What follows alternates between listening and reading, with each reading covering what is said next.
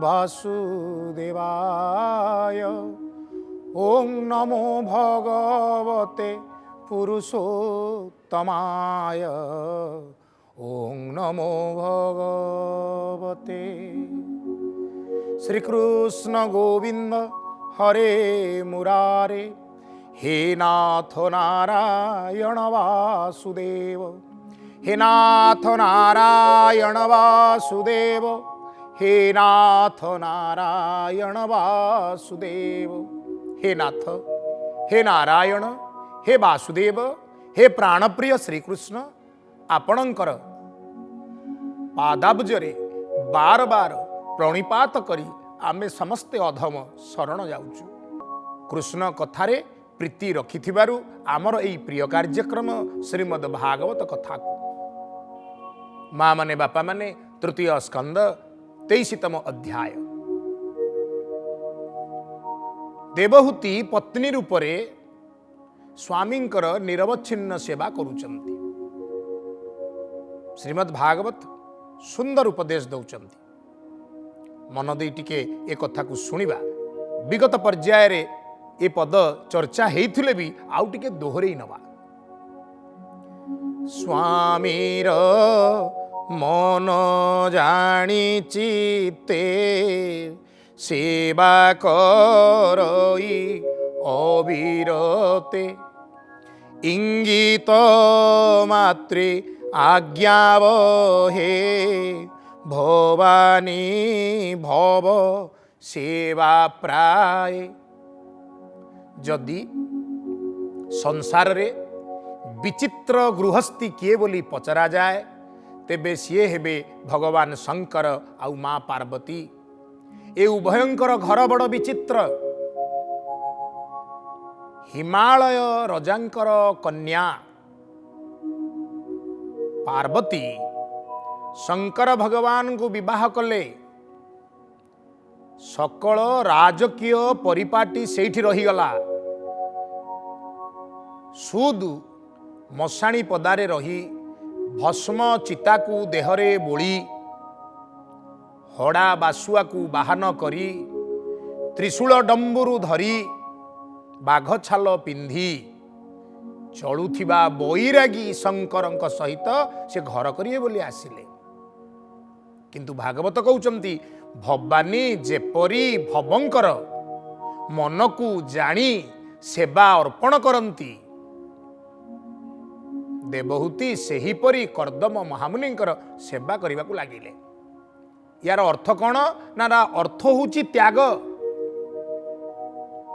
जीवनर सुख पाइबार कौशलटी होची त्याग।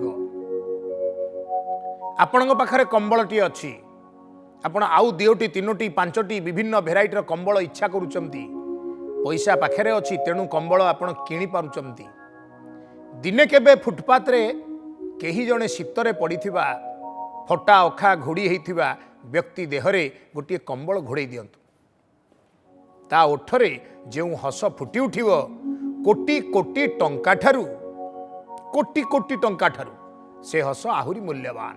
जो आशीर्वाद टिककता अंतकरण झरी आसो आपणक प्रति आपण रोजगार करी सेते धन अर्जन करि परिबेनी। त्याग आबोरी बसिले मनीष निजर जहा अच्छी अन्यर भी छड़े आने। किंतु बांटी शिखिले मनीष जेते पारे सुख समृद्धि अर्जन करि पारे। आपण के केमती छोटिया कथाटी बनभोजी है। भगवान कृष्ण बनभोजी करेंगे से लीला को गले आम पढ़ा बढ़िया कथा श्रीमद् भागवत अच्छी सुंदर सुंदर शिखबार कथा। बनभोजी है अच्छा जनक घरे गोटे प्रकार आइटम होइतिबो ना से खाई गोटे प्रकार भोजनर से स्वाद पाई था। किंतु बनभोजी रे समते निज निज घरू किछि रंधा द्रव्य नहीं गले आ सेठी स्थिर है जे निजर जहा आमे ताको अख्तियार करवानी सब बांटिकी खाइबा। तेणु जो 5-7 जन 10 जन जाइथिले जहा जी सांगरे नहीं सबू बंटा होगला। धर 10 जन जाइथिले 10 भाग होगला। किंतु 10 ପ୍ରକାରର ଦ୍ରବ୍ୟ ଭୋଜନ କରିବାକୁ ମିଳିଲା, ପେଟ ତ ପୁରିଲା, ନାନା ପ୍ରକାରର ସୁନ୍ଦର ଭୋଜନ ଦ୍ରବ୍ୟ ଖାଇ ମନ ବି ଖୁସି ହେଲା। ତାହେଲେ ନିଜ ଜିନିଷଟା ନିଜେ ମାଡ଼ି ବସିକିରି ଖାଇଥିଲେ ବେଶୀ ଲାଭ ହେଇଥାନ୍ତା, ନାଇଁ ବାଣ୍ଟି କୁଣ୍ଟିକିରି ଖାଇବାରୁ ବେଶୀ ଲାଭ ହେଲା। ମଣିଷ ବର୍ତ୍ତମାନ ସମୟରେ ସ୍ୱାର୍ଥପର ହେଇଛି, ତ୍ୟାଗ କରିବା ଶିଖୁନାହିଁ, ନିଜର ଯାହା ତା ବ୍ୟତିରେକେ ଅନ୍ୟର ମଧ୍ୟ ମାଡ଼ି ବସିବା ପାଇଁ ଚେଷ୍ଟା କରୁଛି, ନିଜ ଅଣ୍ଟି ପୁରଉଛି, ଶେଷରେ ସିଏ ବି ଦୁଃଖ ପାଉଛି, ଯାହାଠୁ ଛଡ଼େଇ ଆଣୁଛି ସିଏ ଦୁଃଖ ପାଉଛି, ସଂସାରଟା ଦୁଃଖପୂର୍ଣ୍ଣ ହେଇଯାଉଛି। ତେଣୁ ତ୍ୟାଗ କରିବା ଶିଖ, ତାର ଅଭ୍ୟାସ ଘରୁ ଆରମ୍ଭ ହେଲା। ଖାଲି ସ୍ତ୍ରୀ ତ୍ୟାଗ କରିବନି, ସ୍ୱାମୀ ବି ତ୍ୟାଗ କରିବ। କେମିତି ତ୍ୟାଗ ଆମେ ଶୁଣିବା। ସ୍ୱାମୀର ମନ ଜାଣି ଚିତ୍ତେ ସେବା କରଇ ଅବିରତେ। ଦେଖ, ଶଙ୍କର ଭଗବାନ ଆଉ ପାର୍ବତୀଙ୍କ ଘରେ ଏପଟେ ଯଦି ବାସୁଆ ବଳଦ ବସିଛି ବା ବୃଷଭ ବସିଛି, ସେପଟେ ସିଂହ। ଉଭୟ ଖାଦ୍ୟ ଖାଦକ, ଜଣେ ଜଣକୁ ମାରିକିରି ଖାଇଯାଏ, କିନ୍ତୁ ଦୁଇ ଜଣ ଯାକ କଳିତ କରାଳ କରୁନାହାନ୍ତି। ଭଗବାନ ଗଣେଶ ବାହନ ମୂଷା, ଭଗବାନ କାର୍ତ୍ତିକ ବାହନ ମୟୂର, ମୟୂର ସର୍ପ ଅରି, କିନ୍ତୁ ଭଗବାନ ଶଙ୍କରଙ୍କର ସାରା ଶରୀରରେ ସୁନ୍ଦର ଚକଚକ କରୁଥିବା ସୁନା ଠାରୁ ଅଧିକ ଚକଚକିଆ ନାଗମାନେ ଝୁଲିଛନ୍ତି। ନାଗେନ୍ଦ୍ର ହାରାୟ ତ୍ରିଲୋଚନାୟ। ନାଗମାନେ ହାର ପରି ତାଙ୍କ ଦେହରେ ଭୂଷଣ ରୂପରେ ତାଙ୍କର ସୌନ୍ଦର୍ଯ୍ୟ ବଢ଼ଉଛନ୍ତି, କିନ୍ତୁ ମୟୂର ତାଙ୍କୁ ଆକ୍ରମଣ କରୁନାହିଁ। ସେମାନେ ମଧ୍ୟ ମୂଷିକକୁ ଭୋଜନ କରିବା ପାଇଁ ଦୌଡ଼ୁନାହାନ୍ତି। କହିବାର ଉଦ୍ଦେଶ୍ୟ, ଗୋଟେ ଛୋଟିଆ ସଂସାର, ଗୋଟେ ଛୋଟିଆ ସଂସାର, ସମସ୍ତେ ତା ଭିତରେ ଅଛନ୍ତି, ଶାନ୍ତିପୂର୍ଣ୍ଣ ସହାବସ୍ଥାନ, କେହି କାହା ସହିତ କଳିତ କରାଳ କରୁନାହାନ୍ତି। ସେମିତି ଆମ ଗୃହ ଗୋଟିଏ ଛୋଟିଆ ସଂସାର। ବାପା ମା, ଦାଦା ଖୁଡ଼ି, ତାପରେ ପିଲାମାନେ, ତାପରେ ଚାକର ବାକର, ତାପରେ ଗୃହପାଳିତ ପଶୁ, ଏ ସମସ୍ତଙ୍କୁ ମିଶେଇଲେ ହେଲା ଆମ ଘର ବା ପରିବାର। ତାରି ଭିତରେ ସୁଖ ପାଇବାକୁ ହେଲେ ଆମକୁ ତ୍ୟାଗ କରିବାକୁ ପଡ଼ିବ, ସେବା ଦେବାକୁ ପଡ଼ିବ। ଆଉ କ'ଣ ହେଲା? ବିଶ୍ୱାସ ଆତ୍ମ ଶୌଚ ଧର୍ମେ ଧୀର ଗୌରବ ସମଦମେ ଶୁଶ୍ରୂଷାସୁ ଦୟ ପ୍ରେମେ ମଧୁର ବାକ୍ୟେ ସୁସମ୍ଭ୍ରମେ। ନାରୀର ବା ବୋହୂର, ଗୃହିଣୀର ଧର୍ମ କ'ଣ? ନା ବିଶ୍ୱାସ। ଘର ପରିବାର ଛାଡ଼ି ଗୋଟେ ନୂତନ ସଂସାରକୁ ସେ ଆସିଛି, ତାର ଦୃଢ଼ ବିଶ୍ୱାସ, ଏମାନେ ସମସ୍ତେ ମୋର। ଆତ୍ମଶୌଚ, ନିଜର ଆତ୍ମବଳକୁ ସେ ଦୃଢ଼ କରେ, ଧର୍ମ ପଥରେ ରହେ, ଧୀର, କଥା ଧୀର, ଚାଲି ଧୀର, ଆଚରଣ ଧୀର, କାଳେ କାହାକୁ କଷ୍ଟ ହେବ, ଟାଣ କଥା ପଦେ ବି କହେ ନା, ସମସ୍ତଙ୍କ ମନକୁ ଜାଣି ମନକୁ କିଣି କହିବା ପୂର୍ବରୁ କାର୍ଯ୍ୟ କରେ, ନିଜେ ପଛେ ଟିକେ କଷ୍ଟ ସହିଯାଏ, ଅନ୍ୟକୁ ସେବା ଦେବାକୁ ଇଚ୍ଛା କରେ। ଏଇ ହେଉଛି ଧର୍ମ। ପୁଣି ବର୍ଜିତ କାମ ମଦ ହିଂସା ଦମ୍ଭ ଗର୍ବିତ ମିଥ୍ୟା ଭାଷା। ଲଗେଇ ଜୁଟେଇକିରି କଥା କହିବା, ସିରିଏଲ ସବୁ ଦେଖୁଥିବେ ଆପଣ, 2-3 ଜଣ ଯା ନଣନ୍ଦ ଏସବୁ ଏକାଠି ହେଇଗଲେ, ଭାଉଜ ସେ କେମିତି ଆ ତା ନାଁରେ, ସେ ତା ନାଁରେ ଲଗେଇ ଜୁଟେଇ କହି ମିଥ୍ୟା ଭାଷା କହି ଘରଟାକୁ ଅଥୟ କରୁଛନ୍ତି। ନାଇଁ, 2-3 ଜଣ ସ୍ତ୍ରୀ ଲୋକ ଯଦି ଏକାଠି ହେଇଗଲେ, ତାହେଲେ ଆଉ ଘରେ କଳି ତକରାଳ ଯେ ନହବ ଏକଥା ଆଉ କହି ହବ ନାହିଁ। ଭାରି କଷ୍ଟ ଏ ପରିସ୍ଥିତିରୁ ଉପରକୁ ଆସିବା, କିନ୍ତୁ ଆମେ ଚାହିଁଲେ ତାହା ସମ୍ଭବ ହେଇପାରିବ। ବୋଲିଏ ନନ୍ଦନନ୍ଦନ ଭଗବାନ କି ଜୟ, ବୋଲିଏ ନନ୍ଦନନ୍ଦନ ଭଗବାନ କି ଜୟ। ଉଦ୍ୟମ ନିରଳସମତି ସ୍ୱାମୀ ସନ୍ତୋଷେ ମନ ସ୍ଥିତି। ମନର ସ୍ଥିତି କ'ଣ? ନା ମୋର ସ୍ୱାମୀ ଗୁରୁଜନ ଏମାନେ ସନ୍ତୁଷ୍ଟ ହୁଅନ୍ତୁ।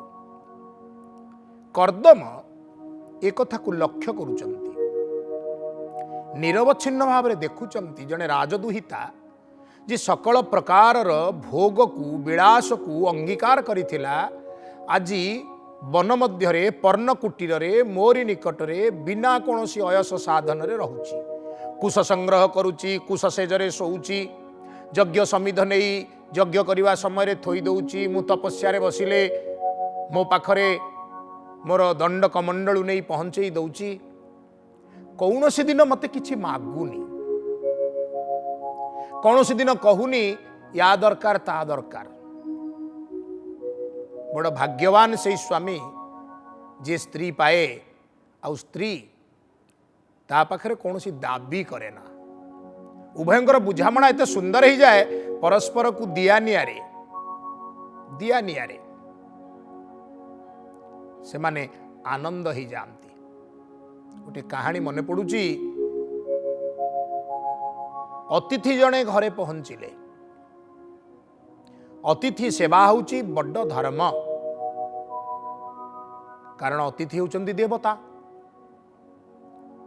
अतिथि को भोजन दबा पाई गृहिणी जेतबेले पाकशाला को गले पाकशाला रे कौनसी भोजन द्रव्य नथिला स्वामी घरे नाहंती गाँर साहुकार पाखरू किछि धन आनिले आवश्यक भोज्य द्रव्य खरीद करी हब जहा दरकार साहुकार किंतु मंद दृष्टि एई नारीटी उपरे तार मंद दृष्टि बहुदिन थिला आजी साहुकार धन दबा बदल रे दाबी कला तुमे प्रतिबदल रे मोते देहदान करिव मु मोर खराब आशा को मेंटेबी एक कथा शुणी गृहिणी जनक तटस्थ हो गले घर को पलि आसिले कौन करिवे अपेक्षा कले स्वामी को स्वामी आसिले स्वामी पाद तले पड़ी लुह जर जर होई कहिले हे स्वामीन आम पाखरे आज परिस्थिति होउची एई भली घरे धन नाही किंतु जन बा अतिथि आसी पहुँचीचंती अतिथि सेवा करने को पड़िबो साहुकार एई भली शर्त रखुची मु कौन करिबी स्वामी स्त्री भितर केते सुंदर बुझामणा स्वामी कहउचंदी हे सुमुखी ए देह कहार ए देह भगवानंकर सेई भगवान जदि आज अतिथि रूप में आसीचंती ताहले ए देह तांको खुशी करिवा पई अर्पण करा जाई पारे स्वामींकर अंगीकार को साथी रे धरी पत्नी जेतेबेले साहुकार घरे पहुंचंती साहुकार देखुची देवी आसुचंती रत्न विमंडिता जाजुल्यमान स्थिति विराट कराल भयंकर रूप लंब ही गोड़ तले पड़गला भूल हो गला त्राही कर अर्थात यांकर जो पतिव्रता धर्म स्वामी ठारे निष्ठा एणे अतिथि सेवार जो व्रत स्वामी स्त्री भीतर जो सुंदर सुसंपर्क बुझामणा ताहा तांको विराट विपत्ति रक्षा कला साहुकार को विपथगामी हबारु रक्षा कला आवश्यक धन भी मिलिला अतिथि माने चर्चा मध्य हेले एई कहानी रे एई शिक्षा हमको मिलिला जे स्वामी स्त्री भितर सबु बेले जदि उत्तम बुझामणा रहे परिस्थिति जहाँ हेले भी उभय से परिस्थिति को मुंडेई हस खुशी रे आग को बाहरी जाई पारिबे आजिकाली पाठ दी अक्षर पढ़ी आम पुओ झील माने आउ संठणा भितर नाहंती निजकू कौन कौन बोली भाबुथिबा पुओ आउ झील माने मादक द्रव्य सेवन ठारू आरंभ करी सिगारेट पान खाइबा ठारू आरंभ करी चरस हिरोइन खाइबा ठारू आरंभ करी नाना प्रकार कुप्रवृत्ति भितर रही निजर धीर गौरवमय सुंदर गुण गुड़ी को नष्ट कर दौरान तेणु टिके भागवत कथा मने पड़ू भागवत कथा श्रवण रे रहू अंतकरण रे रहू आचरण को ओल्हे आसू कारण आचार प्रभव धर्म खाली शुणीदेले तो हबनी आचरण कले ही ताहा धर्म रे परिणत हब से धर्मर प्रभाव रे आम गृह शांत रहिबो खुशी रहिबो आनंदमय हब हौ मोर माँ माने बापा माने हरि बोल टीए दबा बोलो आनंदे कबार हरि बोल। कौन भागवत कहले ताहार पति व्रता धर्म देखी विचार करदम। कर्दम महामुनि निजକୁ धन्य धन्य भावुचंती। उत्तम मनलाखी पत्नी भाग्य थिले मिले। धन्य यार पतिव्रता धर्म। कौन कले ना सुमुखी आड़ को टिके चाहिए देवहूति आड़ को कहले शुण सुंदरी मो वचन मोर विषय तोर मन। हे सुंदरी हे सुमुखी काम करी करी झाउली पड़िलणी किंतु मोठारे तुमर मन एकाग्र ही अछि। प्राणी मानंक निज देह सुहृद प्रिय अति स्नेह। प्राणी माने जगत रे सबुठारु निजकु ही अधिक भल पाती। प्रत्येक निजे केमती बंचिबे निजे केमती खाइबे निजे केमती निज कथा आग। किंतु सुमुखी तुमे ताहा विचार न करी मो ठारे मन बळई मोर भल मंदरे मन देइच तुमको अनेक अनेक धन्यवाद। जान भगवान सर्वत्र व्यापिचंती।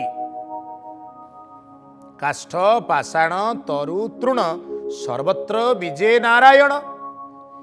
एही ज्ञान को प्राप्त होबा पाई भगवानकर एही स्थिति को जानिबा पाई मु सदा सर्वदा ध्यान रे रहूची। तुम कथा बुझी पारुनी किंतु तुमर ये जो त्यागपूत सेवा मु मोर तपशक्ति बल तुमको दिव्य ज्ञान दौची।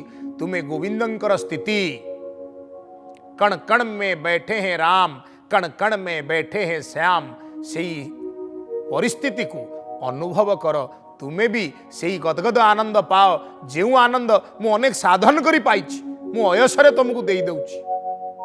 हाँ कर्दम देवहूति को दिव्य ज्ञान देले दिव्य चक्षु देले। बोलिए नंदनंदन भगवान की जय। बोलिए नंदनंदन भगवान की जय। बड़ सुंदर कथा हला। गोविंदंग भाव देवहूति उबुटु हवा लगिले। मैत्रेय महामुनि कहउचंती एमंत कर्दम वचने हे विदुर से देवहूति तो समने भर्ता बदन चाहि कहे गभीर वाक्य सुधामये। आज जिते बड़े स्वामी मधुर वाक्य किछि कहउचंती दिव्य ज्ञान दौचंती एते दिन जाए स्वामी तांको प्रति टिकिए भी आड़ नजर नथिला। आज देवहूति कहउचंती भो नाथ तुम्भर प्रसादे तुम्भ चरणे अप्रमादे निरते हेउ मोर सेवा प्रसन्ने मोते आज्ञा देवा। हे स्वामिन मोर अधिकंतु किछि लोड़ा नाही मते केवल एतिकी आशीर्वाद करंतु आपणकर चरणारविंदरे मोर मन सदा सर्वदा लागि थाउ। आहा धन्य धन्य तुम्भे मोहर तुलेबे गृहस्थ धर्मे प्रिय भावे अतुल्य धर्म भोग कर जे धर्म काम धेनु सार। हे स्वामिन आपण तो सन्यासी परि जीवन यापन करूचंती किंतु आमर विवाह हैला आमे पति पत्नी हेले तेणु मु निवेदन करुची आपण गृहस्थ परि मध्य जीवन यापन करंतु पति पत्नीर सुख को आपण भोग करंतु। कर्दम महामुनि एक कथा सुनिले कौन कले मैत्रेय उवाच एमंत पत्नीर वचन कर्दम शुणी तो समान। विदुर कर्दम महामुनि से तो करित कर्मा लोक कौन कले विश्वकर्मा को मने स्मरी विमान तप बले करी। विश्वकर्मा को डाकिले कहले हे गोटे भवन तैयारी कर। भवनटी कौन ना विमान। विमानटी कौन ना से स्थिर होकर भूमि पर रही आकाश रे उड़िबो उड्डीयमान विमान किंतु से विमान नुह विमान परी देखा जाउथुबो किंतु एक विराट भवन। तेणु गोटे सुंदर गृह निर्माण करागला विमान आकारर जहाँ आकाश मार्ग रे गमन करि पारिबो विश्वकर्मा द्वारा निर्माण करदेले। कौन कले जही कल्पित वस्तुजुत अशेष रत्ने से निर्मित अशेष प्रकार रत्न ता भितर रहिला जेते प्रकार आवश्यक द्रव्य अच्छी सबु ता भितर रहिला। कौन है मणि निर्मित स्तंभ कूले सकल ऋतु पुष्प फले देवंक दिव्य भोग जही सर्वदा काल सुखमयी एमंत करदेले जे सेठी सदा सर्वदा ऋतुराज बसंत विराजमान है। सकल प्रकारर पुष्प सकल प्रकारर सुंदर दिव्य फल ता मध्यरे महजूद रहिला। सुबास मंदमलय निजे बहन करी चतुर्दिगरे विच्छुरित करने को लगेगा। सुगंध पुष्प माले माले जे रथे लंब गहले गभीर भृंग नाद सोहे पट्टवसन मन मोहे। जो बातायन झरका सब अच्छी से कपड़ा झुलुची सब पाट कपड़ा कुंच कुंच होई पाट कपड़ा चतुर्दिगरे बंधा होती। सुगंधी फूलमाଳ सबू सुंदर भाव रे सजा होती। आहा उपरे नील रत्न मणि विराजे रवि तेज जिणी सेपुरे सुवर्ण पलंके विराजे पृथके बिटंके।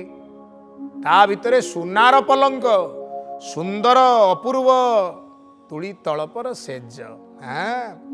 विश्वकर्मार शिल्पीपण जे रथ करिछि घटण जेमिति इच्छा करिछन्ति कर्दम महामुनि सेही भली भाव रे ये सुंदर निर्माण हे गला। अर्थात कर्दम महामुनि एवं देवहूति ये जो पत्रकुड़िया रे रही थिले ये पत्रकुड़िया आउ एबे रहिबो नाही। पूर्व अध्याय में जो आलोचना होता जोगमाया भोग करवा से जोगमायांकर आश्रय रे सकल प्रकार भोगर द्रव्य विमान मध्य स्थान पाईगले। रत्न निर्मित अपूर्व सुसज्जित पलंक